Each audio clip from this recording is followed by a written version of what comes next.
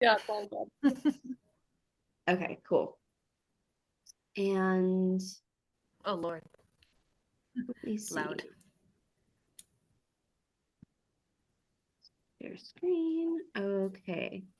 Do you guys see my screen okay? Yes. Perfect. All right. Yep. Excellent. Okay, cool. So this is the third in our three-part workshop series on the North Clackamas Watersheds. I'm going to make you co-host real quick, Peyton, just in case. I've had a tech thing where my computer puts itself to sleep in the middle of Zoom calls, and I have to like click to get back in, and I'm just like frozen for like 30 seconds, but the meeting keeps going. And anyway, I'm saying that mostly so that you know that if that happens, I'll be back. And it shouldn't mess up the actual Zoom thing too. Awesome. All right. So one thing also, Evergreen, since I know that you had a conflict and were able to attend on Monday night, if there's any, if there's any pauses that you want me to make to like talk a little bit more about the watersheds themselves, like let me know, because I want to like kind of provide a rounded workshop. And so I might try and spend a little bit of time focusing on those bigger concepts to the extent that they do come up. And this presentation does actually have a slide for the watersheds themselves at the top. So hopefully that'll help to round it out for you better too. Thank you. Yeah. So we start off with thanking our partners and funders. So I mentioned them yesterday. Oak Lodge Water Services and Clackamas Water Environment Services are two special districts that are in the North Clackamas watersheds, and they provide funding to local groups, including nonprofits like watershed councils, to do restoration work alongside creeks, as well as community outreach and education work. So those folks are good partners. And then the Clackamas Soil and Water Conservation District is a really great partner, lots of resources, and they work across all of Clackamas County. So we are a small part of their much larger kind of work area. And I think I mentioned yesterday that, the soil and water conservation districts are across all of the United States and US territories even. And sometimes have a tax base, which gives them more capacity and things like that as well. So there's good resources at each of these groups, and they're all good people to work with. As far as housekeeping goes, we've already done introductions. I think you guys know the Zoom competency things about like moving around thumbnails if needed, so that they don't block the corner of the screen. And it says to be on mute, be prepared for me to ask you to come off mute. And I'll take questions either on chat or audio. Since we're just a small group tonight, I think that being liberal with the unmute button sounds great to me, because I really like conversation pieces. So towards the end, we're gonna ask, what are the ways that we can continue to provide resources to support people's ongoing work engaging in watershed stewardship. And I'll also have an evaluation link to send out. This was the slide that I am thinking in retrospect, Evergreen, that I'll add back onto the wildlife series too, because it's just good. It's a good photo of a watershed, and helps to illustrate just the explanation of what is a watershed, which is really just the area of land where all the water that falls drains to a common body of water. And what's really cool about that is often like in environmental classes or concepts, we're discussing, oh, this specific environmental thing applies over there in this forest at that river, something kind of separate from us. But because no matter where you are, you're in a watershed, because no matter where you are, water moves somewhere.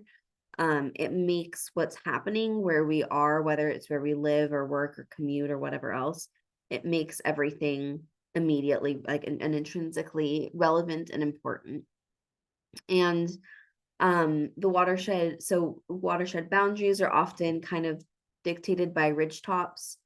because you can kind of say from one side the water flows into this body of water, and from the other side of this mountain or hill the water flows down into a different system. And that said, we draw watershed boundaries often around ridge tops, but watersheds are also like the little Russian nesting dolls, where one fits inside of the other, which fits inside of the other. So we had Linda on last night, who lives along a tributary to River Forest Creek. So she's on that tributary's watershed, which is part of the River Forest Creek watershed, which is part of the Willamette River Basin watershed, which is part of the Columbia River watershed, which is like the size of France and covers full states and reaches up into Canada and like Utah and Montana and stuff. And so talking about watersheds, it's one of the we use it so much that we sometimes forget what it means. And so I think that's the gist of what I kind of discuss in watersheds, but it just kind of gives us that baseline of being connected to one another. And evergreen, if you're a fisheries person, so you already know then that for fish we're talking about, from our ocean up to our creeks. And so there's that really more concrete continuity there for fish species, that a lot of the times I think community members generally aren't thinking about, how where we are upstream affects what happens downstream. So this is a map showing the North Clackamas watersheds in the green and then the pinkish and purple colors. So these brown areas around the edges are the city boundaries of Milwaukee and Happy Valley and Gladstone. And you can kind of see from the overlay, like especially in the Mount Scott Creek watershed, there's this sort of patchwork of places that are unincorporated Clackamas County, right in between cities versus the actual city boundaries. And this doesn't even show the map of like Oak Lodge Water Services and Clackamas Water Environment Services. It doesn't show those overlays of their districts because their districts don't follow stuff quite neatly very like either. And so again, that just means that what's happening from a watershed perspective kind of supersedes all of these different like boundaries and jurisdictions that we people have put on our place. And so that leads to a lot of like complexity, which is both good and a bad thing, right? For habitat, complexity is a good thing. I talked about that yesterday quite a bit, but for our work, it can both simplify and make things more complex. And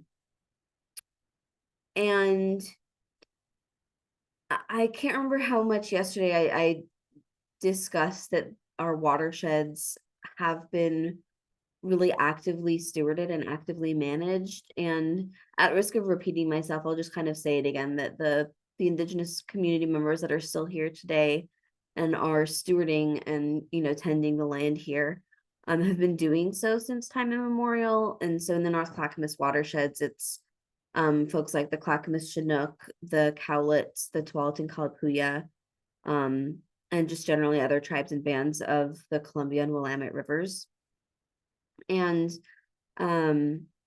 I also take like anytime that we're having any kind of like land acknowledgement woven into work that we do, and by we I also just mean me working for different organizations. I like to mention that it was active, that this place was actively stewarded for millennia, and only in the last couple of 100 years have white people really disrupted those systems, right? I feel a little, being a small group and kind of knowing each of you, I this is a gentle way of what I could put in even stronger words, right? But the fact that like all of our flatter areas used to have fire moving through on a regular basis, that was implemented, cultural burns were implemented on the ground, and are, especially in like Southern Oregon today, reintroducing cultural burning to the landscape is something that can be really healing. And there's work to do ahead of time when we have invasive species that have added a lot of vegetation and fuels to our systems. I love fire ecology to evergreen. Eric is here, so I'm gonna let him in. And hopefully, Eric, your audio is connecting, or he's not still joining. I'm gonna wait for his audio. Okay. Awesome. Hey, and welcome, Eric. We are just, you haven't missed too much, Eric. We're just finished talking about watersheds and indigenous land management and cultural burns, sort of as part of our introduction to today's workshop. So I'm going to keep on going with no further ado. Something that really came up to the forefront for the Watersheds Council during the pandemic is that watershed health is really not a luxury issue. And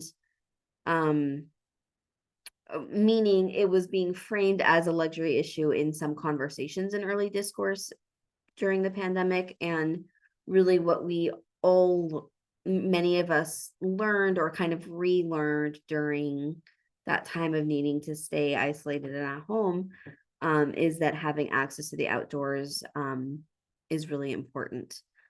So we were, hearing from good old like Tigered Life magazine about people using natural areas to get outside, but all the way up to Harvard Medical School saying, we need to get our kids to play outside and things like that. So in this presentation, we're gonna, make some connections between like watershed health and respiratory health.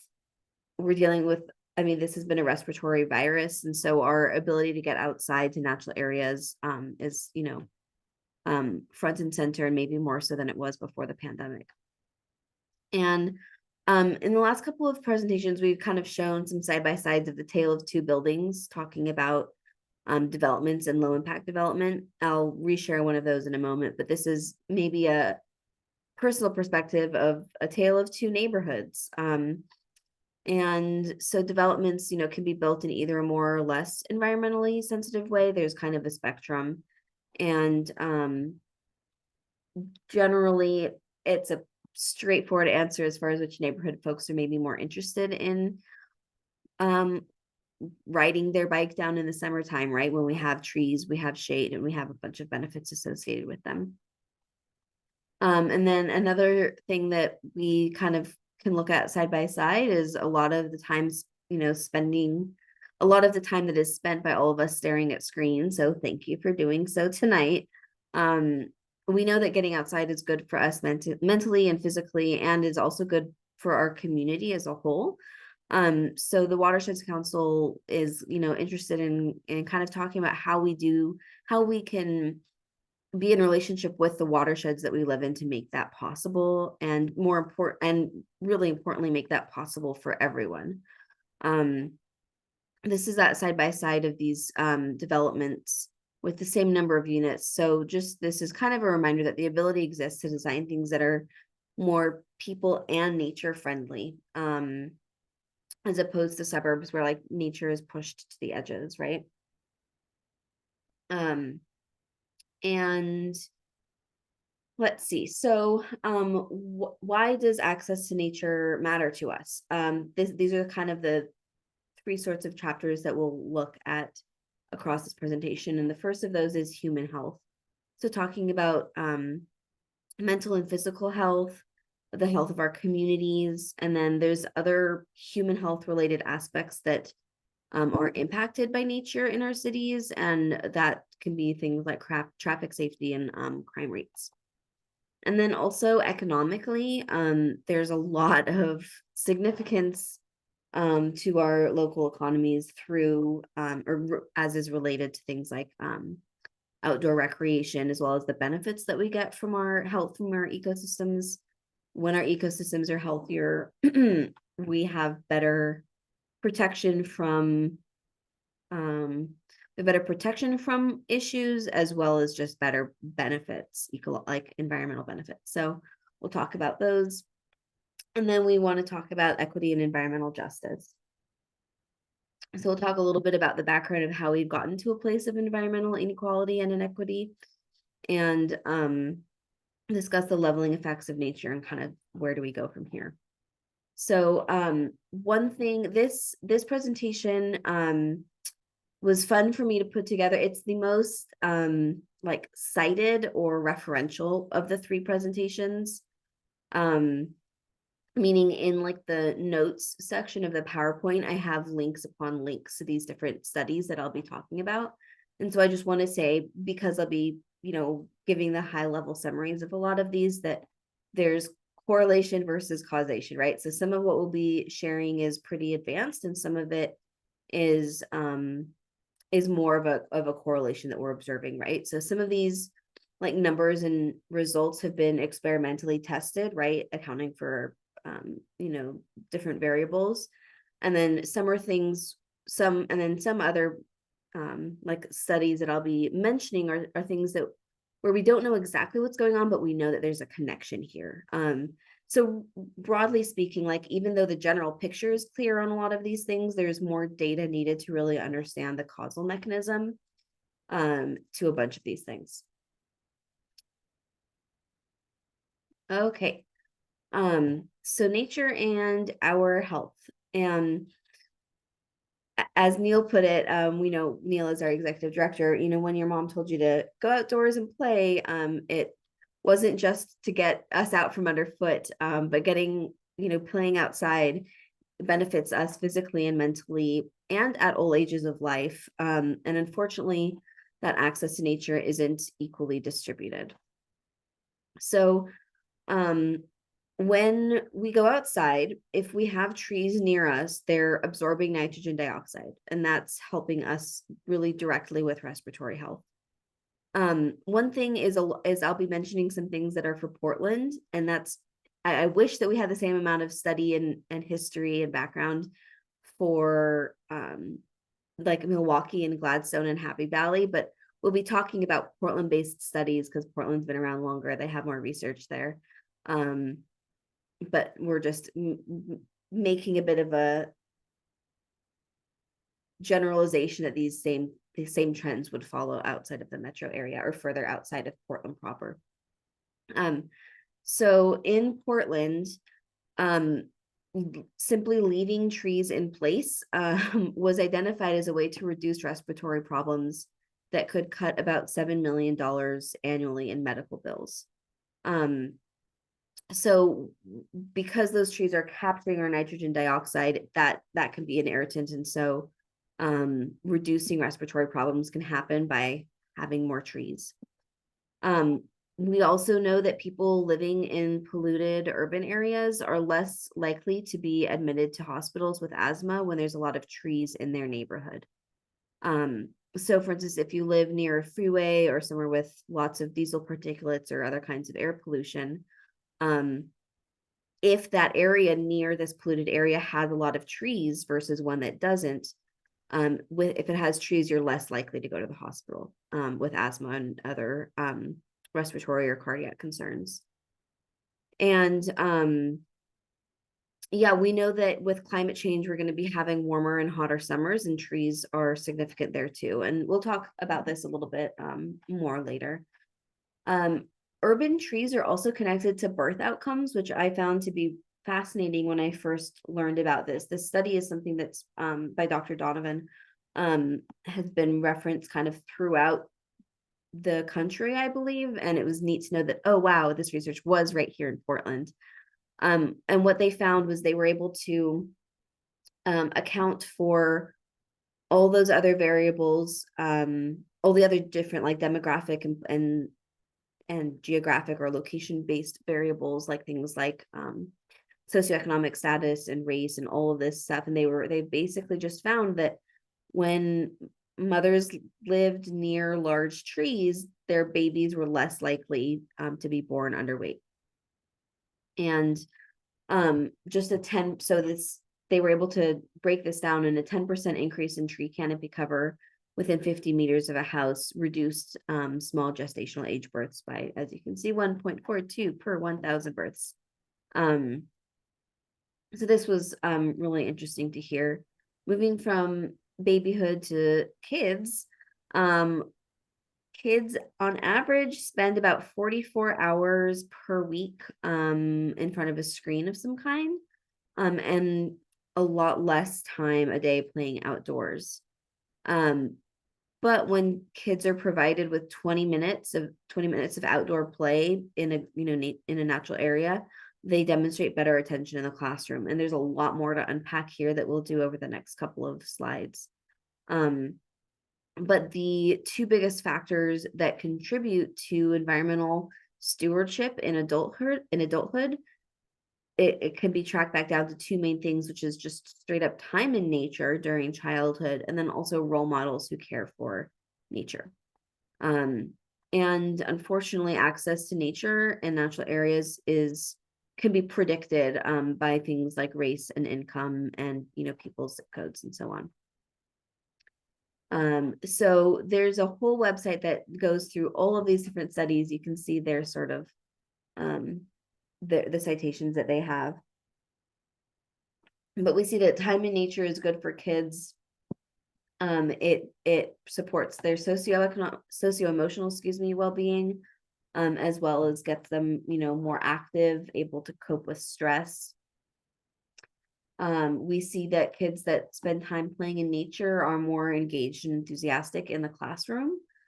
And especially when we have education experiences happening outdoor, I think that that's an even more, that supports this even further. When kids are able to engage in nature-based learning,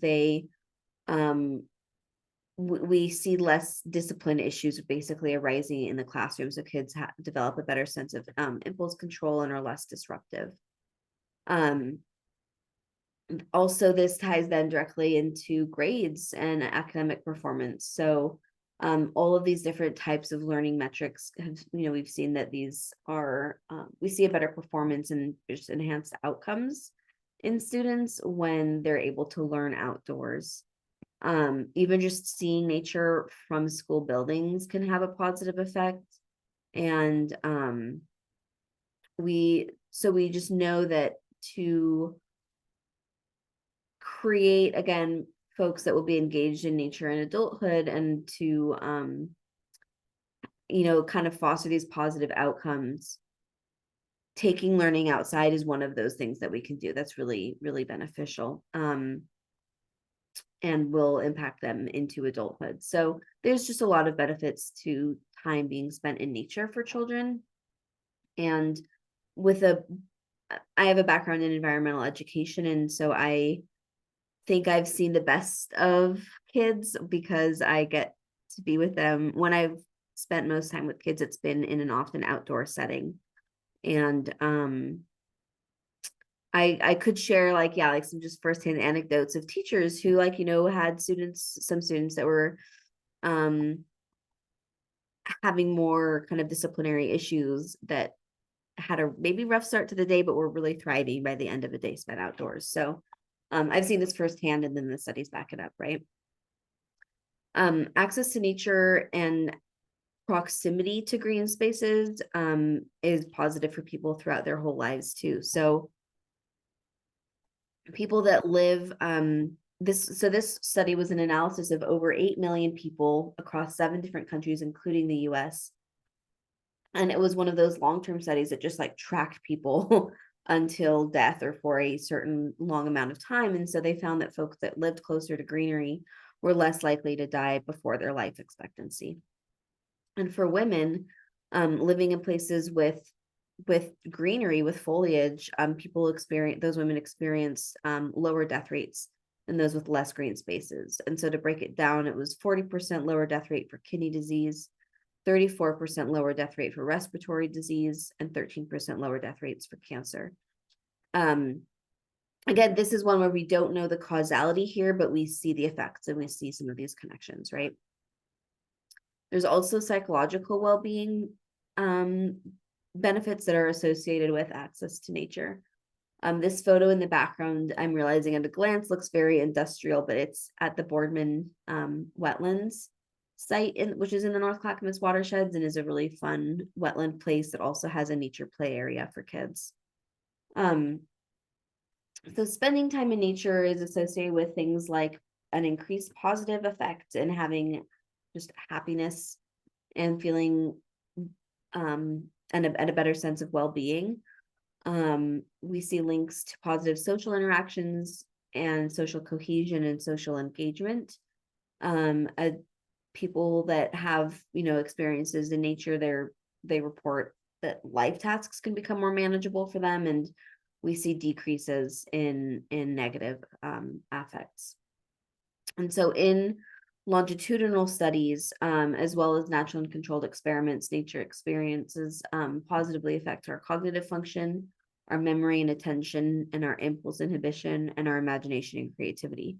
And I think it's neat to see this just a couple slides after the benefits for students, because there's a lot of things in common, right? Where that those last couple of slides were focusing on children and outdoor, educational experiences, but we just see that across people as well. Adults, kids are definitely people. I mean, adult people. So there was a neat study at Stanford where the researchers just asked folks to describe their mental state, told them to go on a 90-minute walk in the natural area behind campus, and they reported that that the folks that did that showed that they sorry, I'm like trying to do it. It's a simple thing. I'm just overthinking how to say it. They reported their sense of mind or their sense of being before and afterwards, and afterwards they reported that like that broody feeling had dissipated. So we yeah, there's just a wealth of studies that have demonstrated that nature experiences are associated with a whole host of benefits. And these studies include investigations of single as well as cumulative occasions of nature contact. So it's not, the Stanford study was a one-off 90-minute walk, but then there's some of these others that have been from long-term time spent in nature. And there's also health connections here. So folks that spend regular time outdoors are likely to have fewer chronic health problems and lower healthcare costs, which might be more significant to some people. And interestingly, post-operative patients that had a view of nature through a window have shorter recovery periods and need fewer painkillers. And so by simply providing hospital patients with a view of nature, this was a 2012 study that was able to quantify, that shorter recovery time and painkiller costs. It was $93 million of healthcare savings just by giving people a window towards some trees. And then having 10 or more trees in a city block increased people's own self-health perceptions in ways that are similar to having an increased income of about $10,000 or being 7 years younger.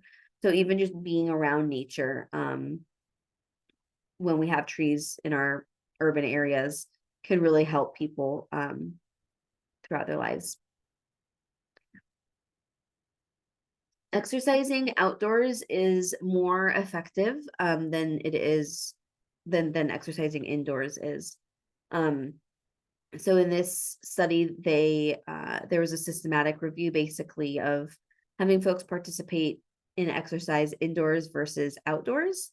And they found that folks that were exercising outside felt all of these things that you see here: greater feelings of revitalization and positive engagement, decreased tension and confusion and anger and depression. And so really what this was people that exercised outside, for instance, biking on a stationary bike versus biking outside. The folks that did it outside felt more satisfied and enjoyed it more and were more likely to repeat and exercise again.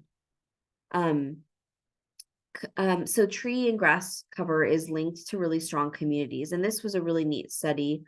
It was across, I want to say 12 or 1300 like person space observations, where they conducted all of these different interviews, looked at housing records and police crime reports in this neighborhood. And they were able to find that the neighborhoods that have more tree and grass cover reported stronger ties amongst neighbors, a greater sense of safety and adjustment, Kids were, well supervised. Those common spaces in neighborhoods were used. And then there were also fewer property crimes and fewer violent crimes. Again, in these neighborhoods that have trees and grass.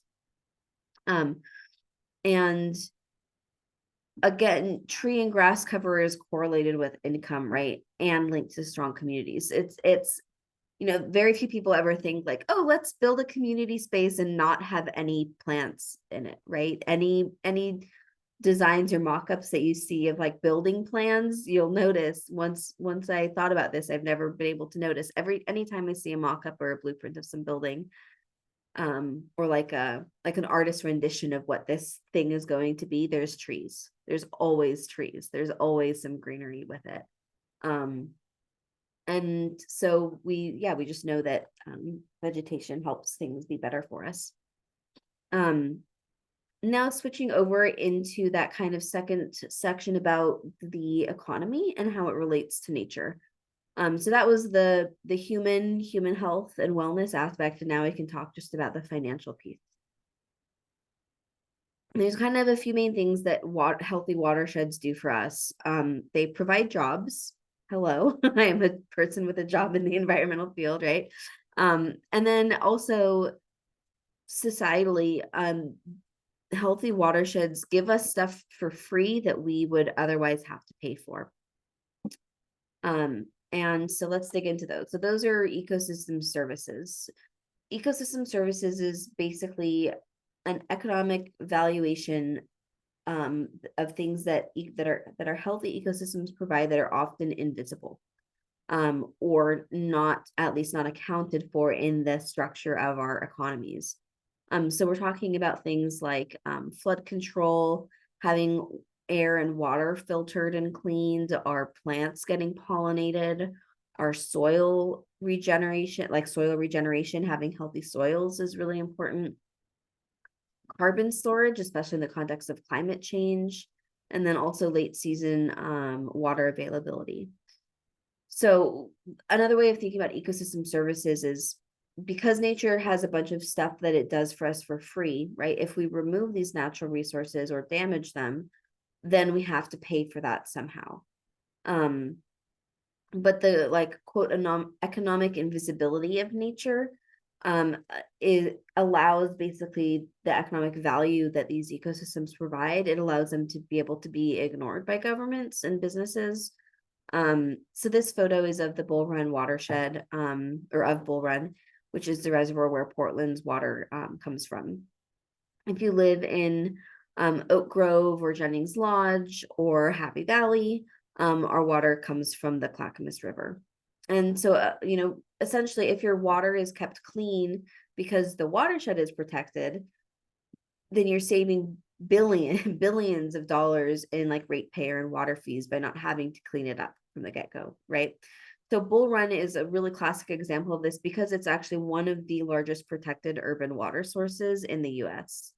And it was set aside in the 1890s for this purpose.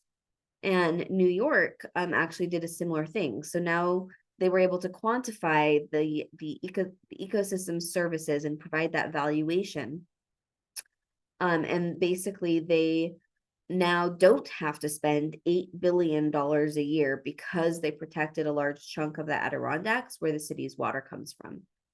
And of course, there's much more value being provided here than just clean water. There's a lot of ecosystem services here. And the gist is just as long as we don't mess it up, we get it for free. And so there's different kinds of ecosystem services. We have regulating, supporting, provisioning, and cultural resources. So we have kind of photos for each of these. This is kind of to illustrate air quality. Trees are able to, as we talked about, nitrogen dioxide and other pollutants can get captured. There's a lot of cultural significance to the ecosystems that we have near us, as well as access to recreation. So this is at Milwaukee Bay Park. We have provisioning resources, which protect, a lot of the resources that we use, as well as the food that we eat, right? So there's just a whole host of different ecosystem services. if we think about it, right, like we can spend money on cleaning things up after floods or to preserve wetlands, but if they already exist and they're protected, then we're saving those costs. But because it's just protecting them, it's again that economic invisibility piece. And I think that it's pretty compelling to put a dollar amount to these things. So wetlands in particular are difficult to replace and expensive to engineer. I really like this. This really did a good job to me of putting some comparative dollar signs. Our wetlands will filter, they filter pollutants. They provide that late season, end of summer, fall water availability. They provide benefits to that and also flood attenuation benefits because our wetlands act kind of like giant sponges. So like when we have lots of rain in the wintertime and people are worried about flooding, the question to ask is like, what are the wetlands upstream from you like? Have they been developed or are they still able to hold water? In the case of Johnson Creek, there was that photo of Johnson Creek and then that wall that was disconnecting it from its floodplain, from that wetland space. And so this kind of basically shows the costs comparison between protecting watersheds versus building the infrastructure to do what our watersheds already do for us. So you can see that the gray infrastructure, the building new infrastructure to do these things is significantly more expensive than just conserving our watersheds from the get-go.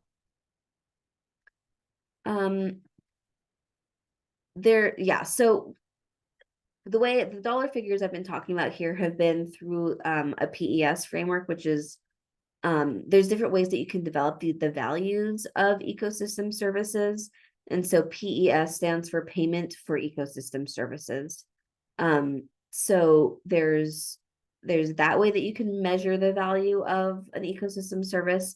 You can also estimate by a WTP, which is willingness to pay. So like community members' willingness to pay to use or to protect the land or an ecosystem service. So there's just different scenarios that you can use to show the costs that are saved by preventing flood damage in the first place or impairments.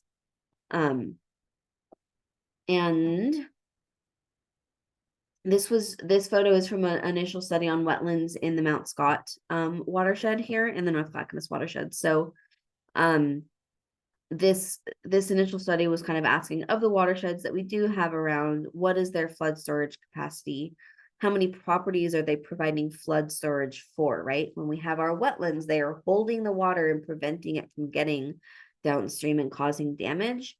And so the data that's like shown here is a little coarse, but it is able to illustrate the amount of storage that these different wetland areas provide and kind of tell us which are the watersheds, wetlands, which of the spaces in our watersheds are wetlands that we should prioritize for protections based on their ability to hold varied levels of water.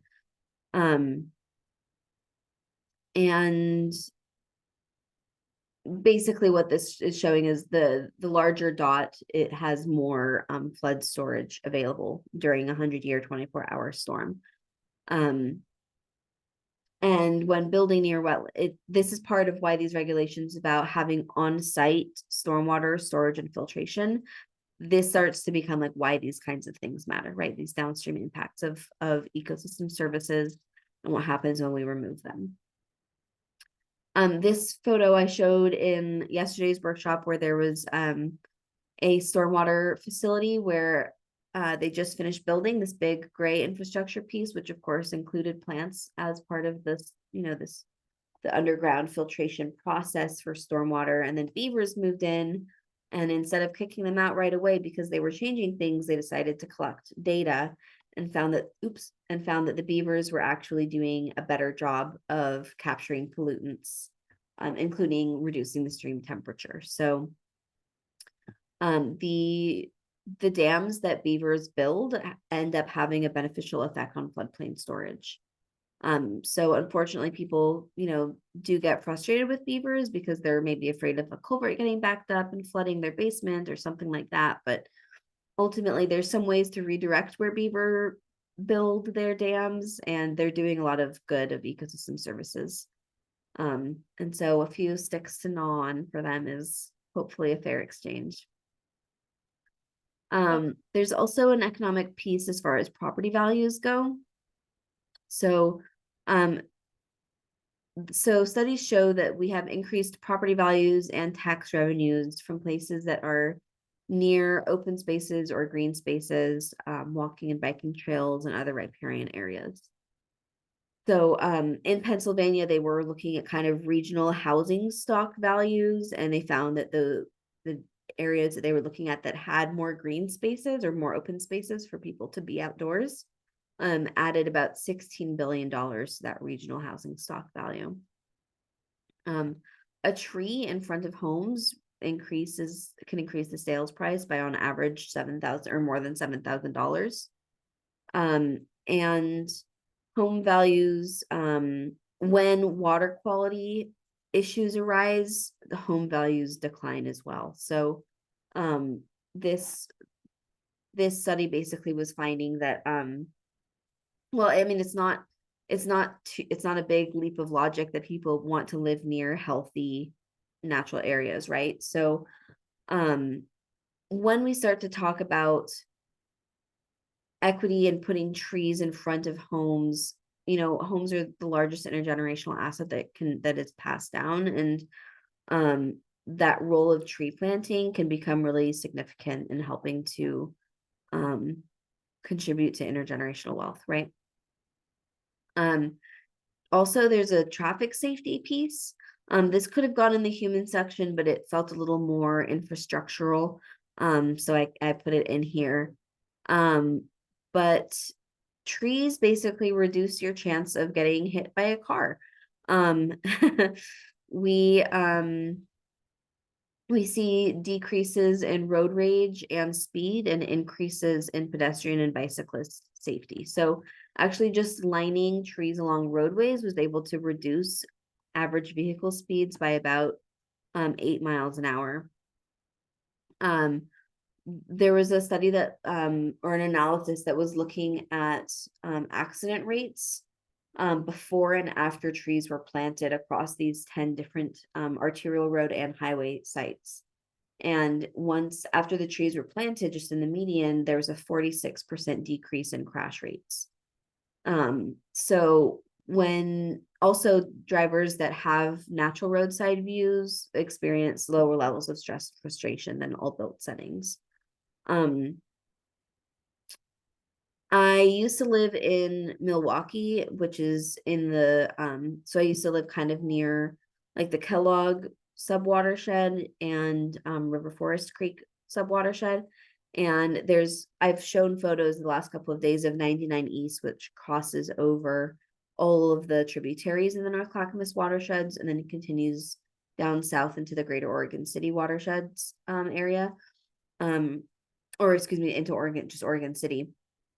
And Clackamas County has had this survey going out where they're aiming to basically put, they were looking at where to put in changes for better pedestrian safety on 99E. And so there were these different options on different kinds of like protected lanes, different types of signals, all those kinds of things. And one of the options was about vegetation and trees. And so when I lived in that neighborhood and I was participating in that survey, it was informed by these kinds of studies that I gave my responses. We also know that this is as far as economic factors go, that the environment provides jobs for a lot of people. So all the folks you're seeing in these photos, everyone here has a job doing something protecting the environment. And so across 10 years in Oregon, this was a neat thing from EcoTrust where they were counting the input and output of investment and economic movement around watershed restoration work. So they were able to look at $400 million that were invested into watershed restoration, and that generated nearly $100 million in economic output. So over a 2-to-1 ratio essentially of output when we invest into watershed restoration. And this also provided over 6,000 jobs during this time window. So these are kind of big amorphous numbers, but the takeaway is that the environment is absolutely part of our economy, and it's worth it to create jobs that are restoring the environment. If the environment, quote unquote, were a type of job, it would rank 19th in Oregon, like as far as employment goes. There's a lot of people that work in the environmental field. So this is again showing that that also when we're investing in watershed restoration, that economic output piece stays local to the state and as well as the county. So the county, absolutely, the state nearly entirely. 80 cents out of every dollar for a county stays in the county it was spent in, and 90 cents out of every dollar invested in environmental restoration stays in Oregon. So per $1 million, we see about 60 to 20 local jobs supported, and again, that over 2-to-1 output. So environmental restoration actually provides jobs at about the same rate as construction. And part of that is, one of those photos I showed yesterday of the kind of big floodplain management or floodplain restoration projects. We see that there's blueprints. People are using excavators to add complexity back into our stream channels for fish. In some restoration projects, the downed logs that we add to our waterways are transported in by barge or by helicopter. So there's all these different ways that environmental restoration is intersecting with different jobs for people. There we go. Okay. So, and these numbers have just been about environmental restoration. We haven't even talked about recreation yet. So the outdoor recreation economy is massive. So those numbers were countrywide, but statewide in Oregon, we see 172,000 jobs related to outdoor recreation, $16 billion in spending, $5 billion in wages and salaries, and $750 million of state and local tax revenue. So Nike is the largest company based in Oregon. Restoration in Oregon employs more people, recreation in Oregon employs more people than Nike, right? The state's largest employer. Maybe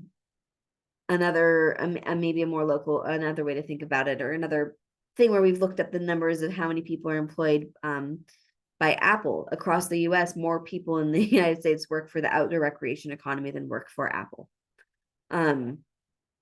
And a lot of that funding is related to camping, as well as to like fishing and hunting too. And these are kind of there's diffuse effects of spending in outdoor recreation. Like if someone wants to go kayaking around Elk Rock Island or birding on Mount Talbot, right? Folks are going to they've bought their kayak somewhere, they've bought their binoculars maybe at like the Audubon shop.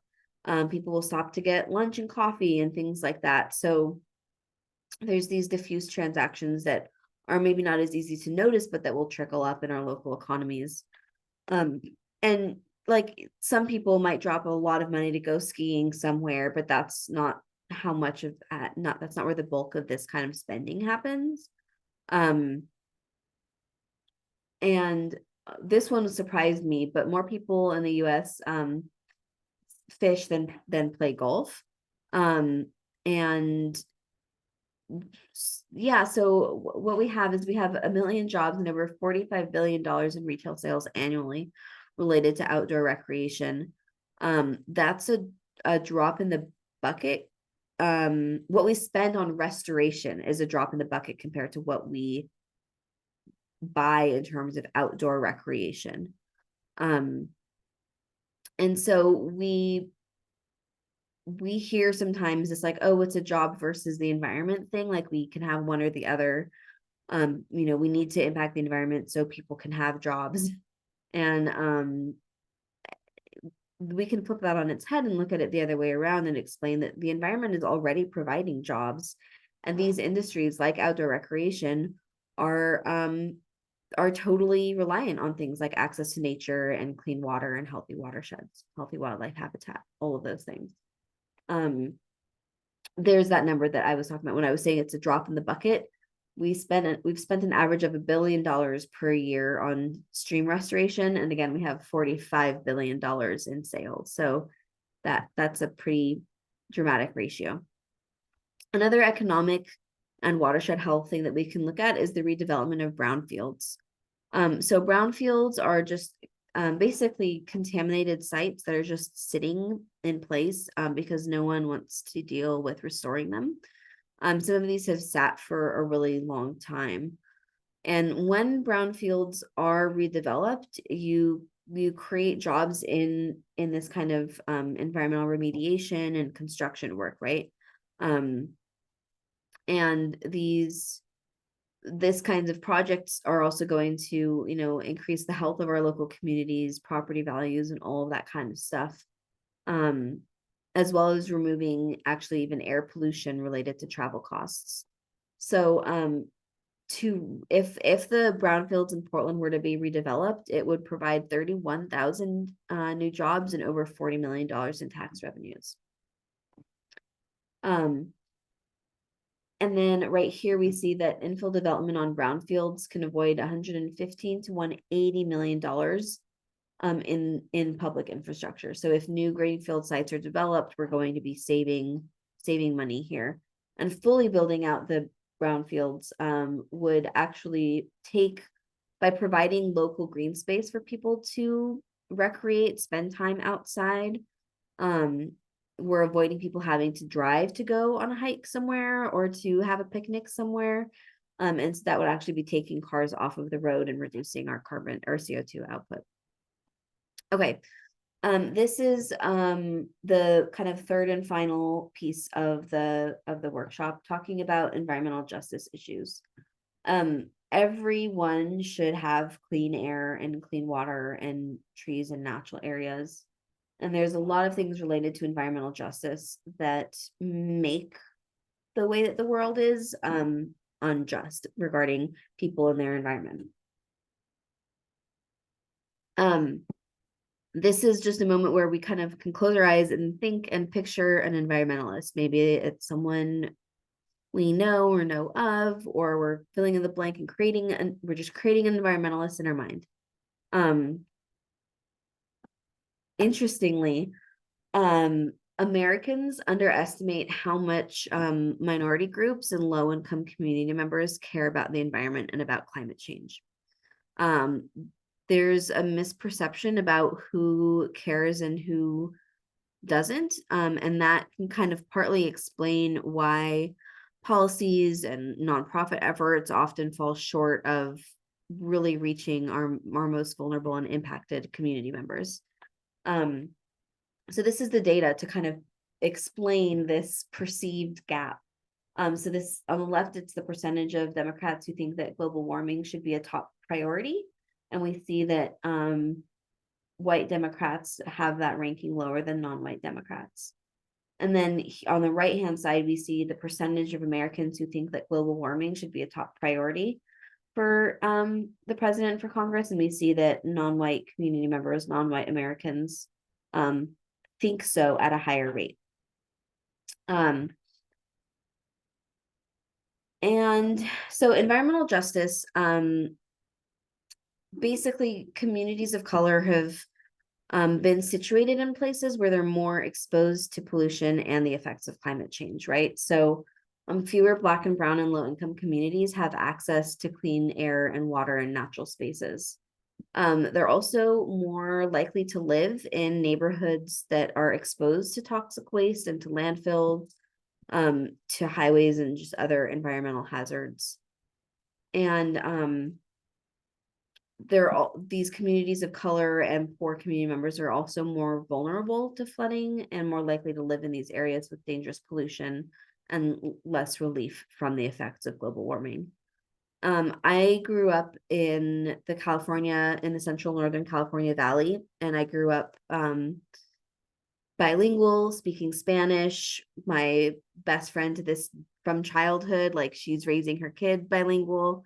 I just have been my partner's Mexican, like I've been immersed in Spanish speaking communities my whole life. And it wasn't until I was up here in Oregon in college in an environmental class, and I was reading a book for an environmental justice course, and it was explaining that 90 or 95% of like toxic waste, like landfill waste processing facilities are located like within a mile or so of predominantly communities of color.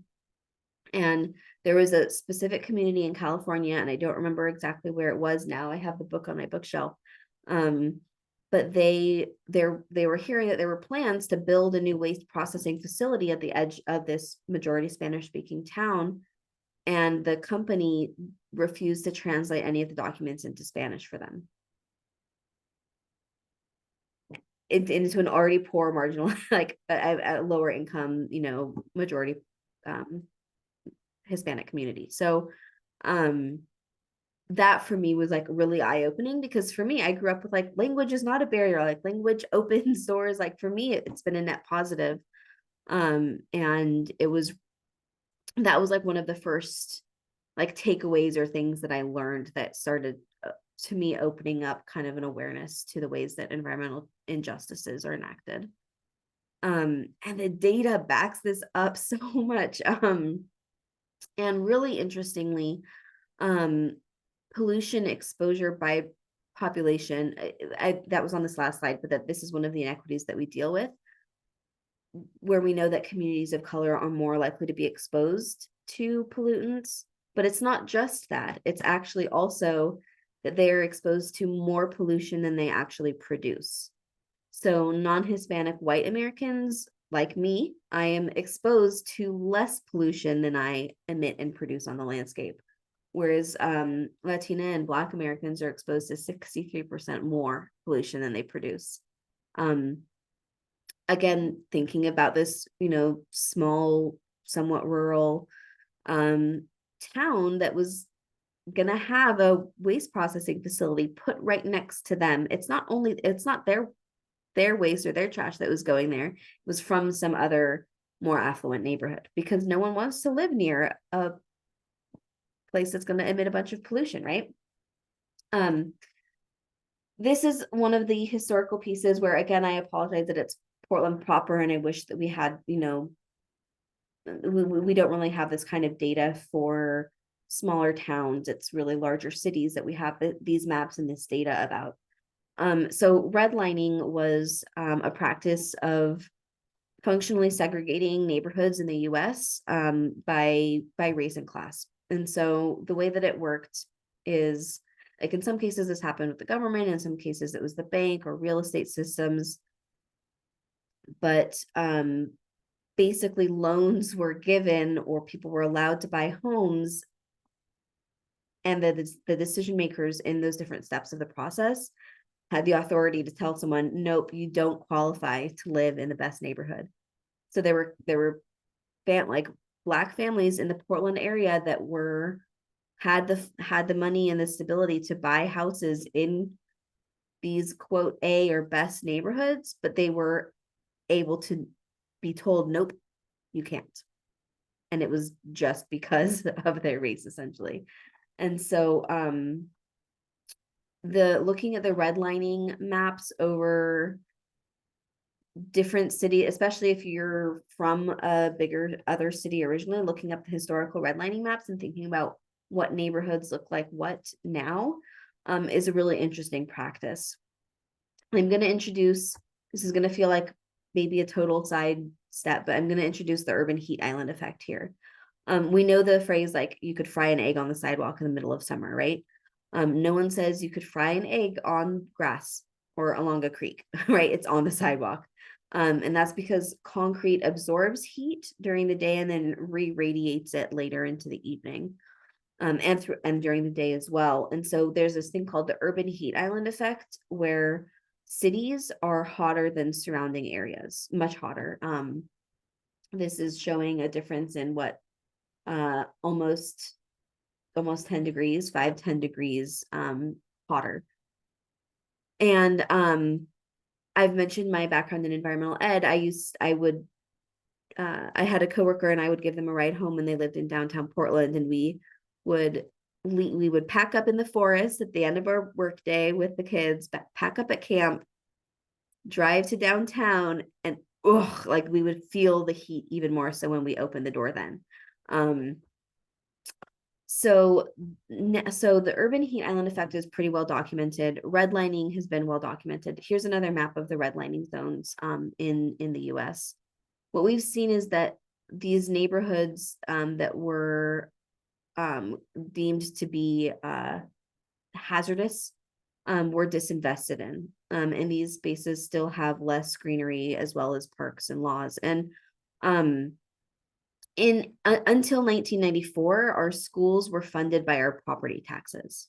So there's this self-reinforcing cycle here where wealthier areas tax people who are wealthier. More of that tax revenue goes back into those same neighborhoods because the folks that want and can pay for those services are often in those rooms making those decisions as well. And so we just see this multi-generational long-term investment or disinvestment in our neighborhoods. And even though our schools are no longer funded by our property taxes on a neighborhood to neighborhood, school to school basis, we still see these connections today. And so like wealthier areas still have better schools, better sidewalk infrastructure, maybe for safety and things like that, more parks. This is a map of the urban heat islands in the Portland area, and then income levels. So the reason why I introduced urban heat island and redlining at the same time is to get us thinking about long-term investment in neighborhoods and where we have trees and canopy. And so what we see is that in like Southwest Portland, for instance, which is part of my other work area, we have more trees and more wealth. And the same thing in reverse. So redlining has led to a lack of green space and canopy. Redline neighborhoods still have less trees and parks and lawn. And I mentioned this briefly, but also communities of color often have had especially really less political power when it came to resisting things like denser housing and the construction of major industry or roadways in their neighborhoods, which in turn generate more heat and pollution. So like the Lentz neighborhood is a great example of this. Lentz, where 205 runs through in Southeast Portland, used to be a neighborhood. It was a low-income neighborhood, and then the freeway got put through. And these two photos are, I was hoping that the white block would go away, are showing two different streets in different parts of our watersheds. This is Oregon 99E, which is that big aerial piece of pavement I've shown an aerial view, and then this is River Road. Here we go again. So again, thinking about who is living where have we invested in what kinds of ways? This connects to pedestrian safety as well. So Black Portlanders are actually killed crossing the street 3 times at the rate of white Portlanders. And a lot of this is east of 82nd Avenue.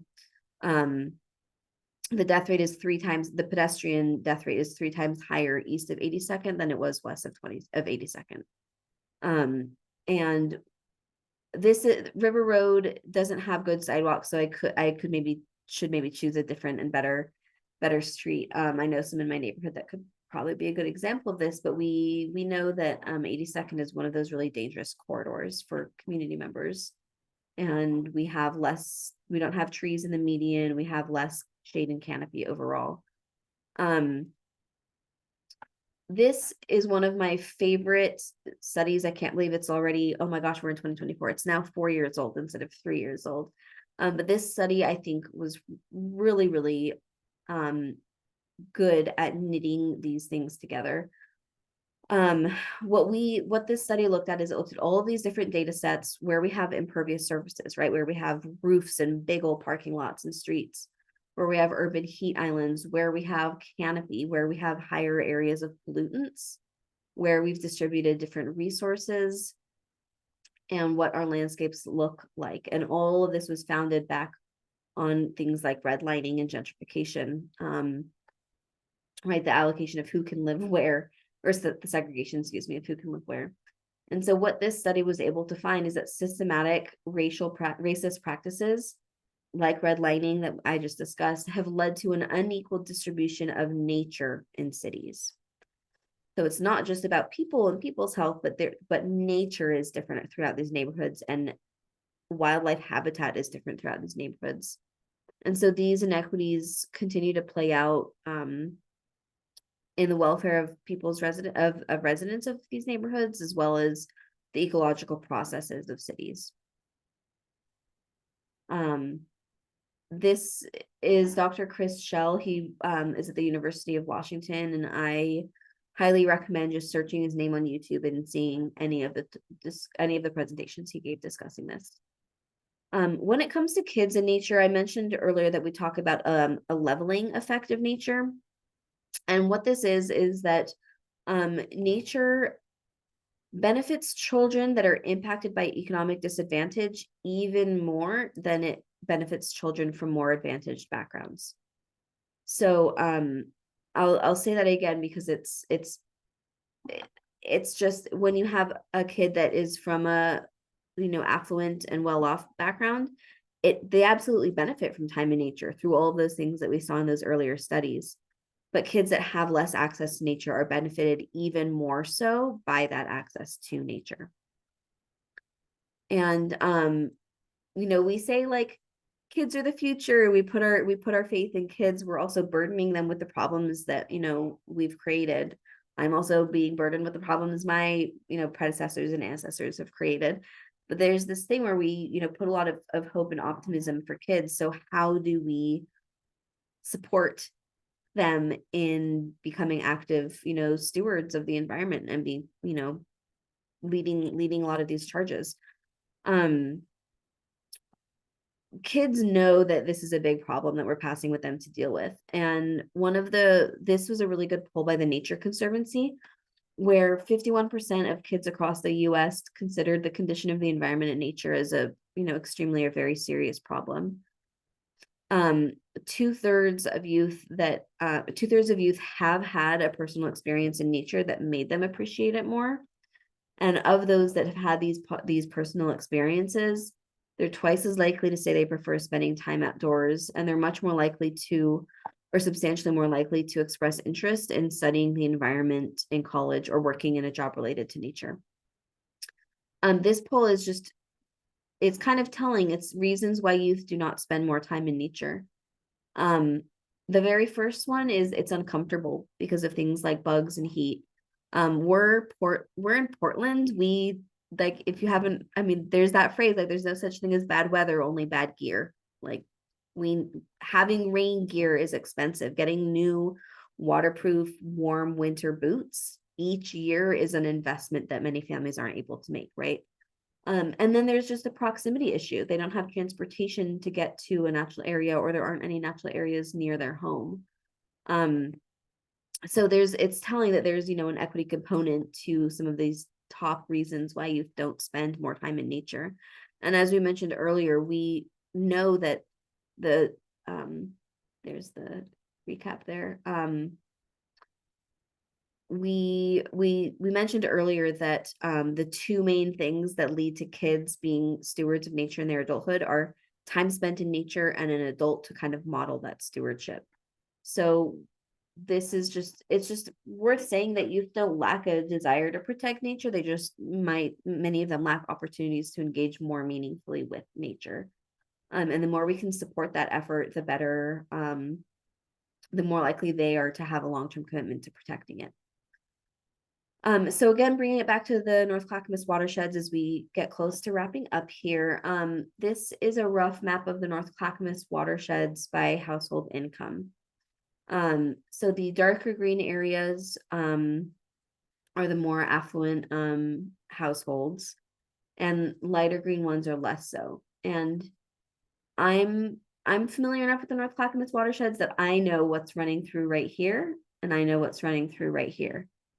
This corridor in about the middle of the photo is 82nd Avenue, where I showed that photo where we know that, especially in Portland, which is north of the North Clackamas watersheds, outer southeast Portland, the Lentz neighborhood has been really disinvested in, and that has those higher pedestrian deaths. This one right here is 99E McLaughlin Boulevard, which is another big space of a lot of impervious surfaces, a big old highway. So we don't have, there's here they are side by side. We don't have a map of redlining, and I'll check to see after this if we have an updated map on urban heat islands, but based on the kind of correlations and overlaps that we saw earlier,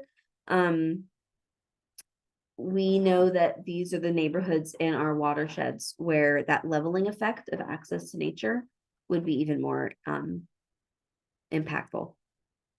So really one of the biggest things is for any of us that have kids in our lives to get them outside. And a lot of the time one of the reasons, so Richard Louv wrote a book called The Last Child in the Woods that was looking at why we spend less time outside, right? And earlier I showed like kids spend 44 hours on screens and 10 minutes a day outside.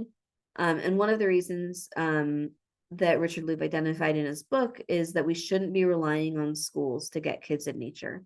There's too many barriers in our schools around things like budget and liability issues and bus schedules and all of those things. So getting kids outdoors through school is a supplement, but it's really something that families and groups of families can really make a point of doing. And that would be even more effective.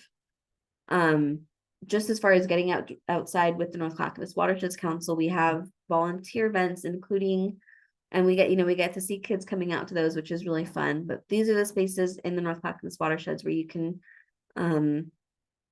get out and just experience the outdoors that we have around us. Really advocating for everyone to have access to healthy nature is impactful. This slide, I think I need to update a little bit, but I discussed yesterday the city of Milwaukee's comprehensive plan where they're combining trees and housing and parking, right? They're looking at all those issues as they're connected to one another. Metro is doing a really neat participatory budgeting thing now where community members get to decide how some of their natural areas budget is allocated. Supporting baseline maintenance in our park systems is something that's really important too. So all of that said, I should have one final sentence to end with, but I don't. There's just a lot to kind of think about. So yeah, any questions? This was North Clackamas Watersheds People and Place.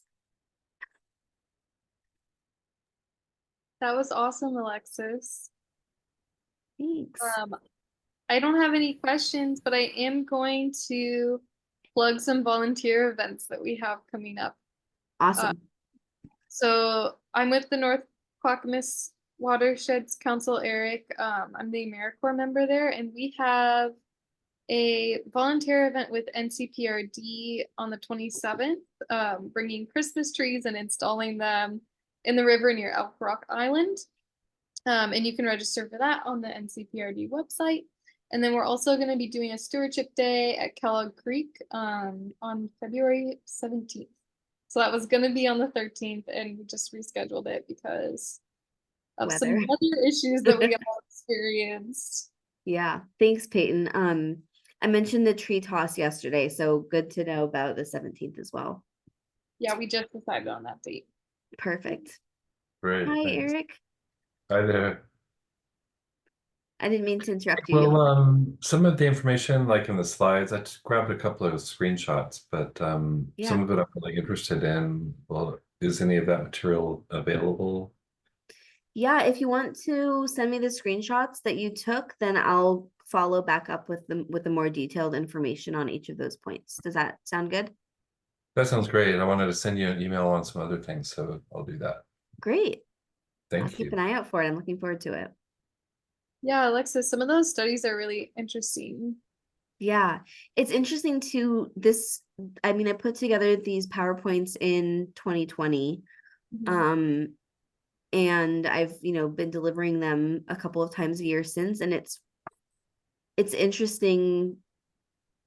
I don't know if it's just that I'm in an echo chamber in the environmental field and like tapped into social justice stuff, but I feel like making those connections between redlining and urban heat island effects and things like that, like maybe I see it more, or I feel it like it's being discussed more than it was before the pandemic, but I think it's more of a part of our discourse these days. So sometimes I wonder if this presentation belabors some of the points.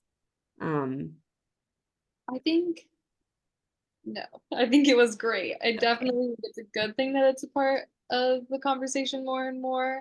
But some of those things, like just having a more evidence-based approach to it, is really interesting and cool.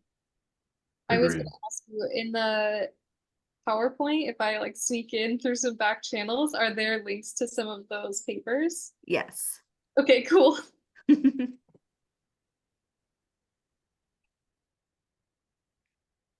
Awesome. All right. I don't think I have anything else for us. I will send out the evaluation link to each of you. I sent it out yesterday as well. It's the kind of thing where if you already filled it out, fine. If you want to fill it out again for tonight, that's great too. You can kind of select which of the workshops you attended. So that feedback is good. And particularly as far as it relates to content, so Evergreen and Eric, we have North Clackamas Watersheds Council is bringing on a new staff member named Kira, and she'll be taking over the workshops for me. And so this is as part of a contract role. This is more detail than you need to know, but I'll be handing off these workshops for someone else to present moving forward. And so any like content things that you would really like to hear more about will be even more valuable for Kira. So Great. yeah, thank you. And will you still be involved with the council? I'm sure I will. I don't know what capacity yet. We'll figure Yeah. out a way. What's that, Peyton? We'll figure out a way. Yeah, I'm sure we'll figure out a way. There's some committees I could be a part of. Their board meetings, I think I have a conflict with because I'm on the Milwaukee Tree Board still. But there's things on also the Elk Rock Island. I used to live right near Elk Rock Island in Milwaukee, and so the tree toss is like my favorite event. And so I'm sure I'll be coming to that years down the line too. Yeah, it sounds so fun. Yeah, it's cool. Evergreen, I saw you came off mute really quick. I wasn't sure if you had a question or not.